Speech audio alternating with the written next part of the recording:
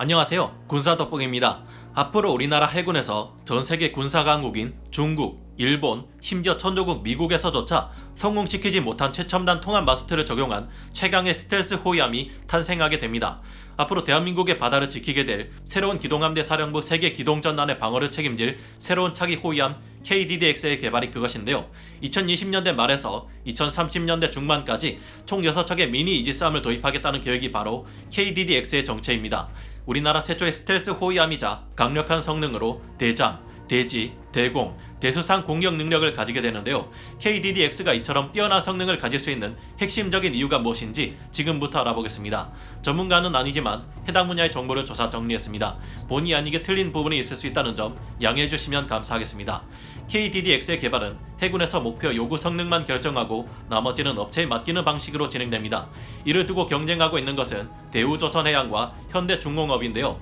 이 두 회사는 현재 이래저래 논란이 많지만 앞으로 합쳐질 수도 있기에 양측의 제안이 적절하게 섞인 설계가 KDDX의 최종 형태로 나올 수도 있을 것으로 보입니다. 미니 이지스라고 불리는 KDDX지만 선체는 결코 작다고 볼 수 없는 수준인데요. KDDX는 함정 자체의 무게만을 나타내는 경하 배수량만 약 6,500톤급인데 세종대왕급 이지스 구축함의 경하 배수량이 7,600톤인 것을 생각해보면 KDDX는 꽤나 크다는 것을 알 수 있습니다. KDDX에서 가장 눈에 띄는 것은 온갖 전자전 장비나 레이더들을 내부에 몰아넣은 스텔스 설계인데 이 덕분에 적의 레이더상의 KDDX는 어선 정도의 크기로 보일 것으로 예상됩니다. 특히 S밴드 레이더와 X밴드 레이더를 모두 함께 통합 마스트 안에 탑재하는 기술은 미국에서도 성공하지 못했던 최첨단 기술인데요. 일반적으로 함정의 레이더에서는 파장이 수백 킬로미터 이상으로 긴 S밴드 주파수와 파장이 짧지만 정밀한 X밴드 주파수를 사용합니다.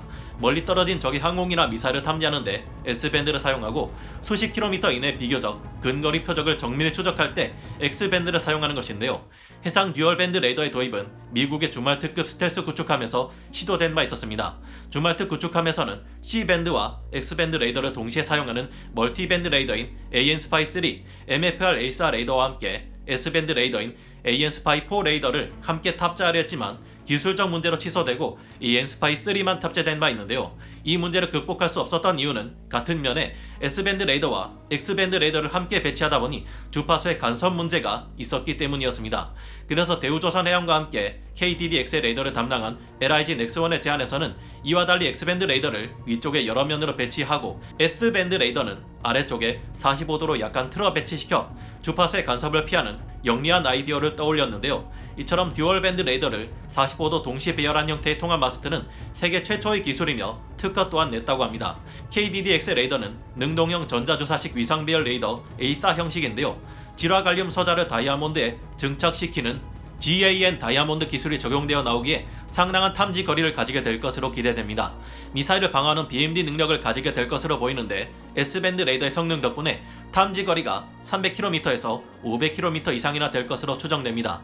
현대중공업과 함께하는 하나 시스템에서 내놓은 통합 마스터의 형상은 조금 다르지만 기본적으로 S밴드와 X밴드의 이중 레이더 조합 방식이 될 것이라는 점과 적외선 탐색 및 추적 장치인 IRST가 사면으로 통합 배열될 것이라는 점, 강력한 전자전 체계 또한 탑재될 것이라는 점은 공통적인 부분입니다.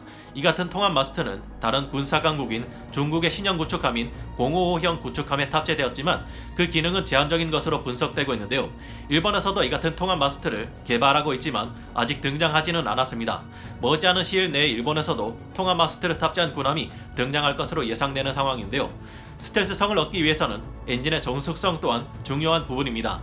KDDX는 여기에 더해 소음을 획기적으로 감소시킨 추진 체계를 적용시킴으로써 적 잠수함으로부터 매우 높은 생존성을 가지게 될 것으로 기대됩니다. KDDX의 추진 체계는 디젤 엔진과 가스터빈을 기계적으로 연결해 사용하는 하이브리드 방식이 되거나 혹은 완전 전기 추진 방식이 될 것으로 예상됩니다. 대우조선해양 측에서는 2020년 5월 완전 전기 추진 체계의 개발 성공을 발표했기에 이 방식이 채택될 가능성도 있어 보입니다.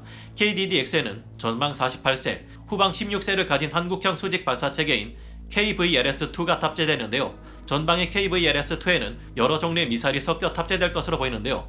우선 천궁 중거리 지대공 미사일을 함대공으로 개조한 함대공 미사일이 탑재될 것으로 보이고요. 그리고 해궁 대함 요격 미사일과 함께 홍상어 대잠 미사일이 탑재됩니다. 또한 한미 쪽에는 국산 함대지 순항 미사일이 탑재되는데요. 덕분에 KDDX는 하늘과 땅, 수상, 물속 어느 곳에서 위협에도 대응할 수 있는 전천후 호위함이 될 것으로 보입니다. 전투정보실인 CIC에는 22개의 콘솔이 있고 벽은 대형 모니터들로 둘러싸여 있기에 360도 실시간 상황 파악이 가능할 것이라고 합니다. 근접 방어 시스템으로는 국산화된 CIWS-2 골키퍼에 쓰이는 GAU-8 게틀링포에 에이사 레이더를 장착한 것이 사용될 예정이라고 하는데요. KDDX는 추진 기간을 제외하고는 선체와 전투 체계, 모장까지 대부분을 국산화한 우리나라의 자랑스러운 호위함이 될 것으로 보입니다. 통합 마스트 안에 듀얼 밴드 레이더뿐만 아니라 전자전 체계까지 탑재한다니 결코 쉬운 일이 아니겠지만 부디 잘 개발되어 우리나라의 기술력을 세계에 알리고 KDDX가 우리나라의 바다를 확실히 지킬 수 있도록 해주었으면 좋겠네요. 오늘 군사 돋보기 여기서 마치고요. 다음 시간에 다시 돌아오겠습니다. 감사합니다. 영상을 재밌게 보셨다면 구독, 좋아요, 알림 설정 부탁드리겠습니다.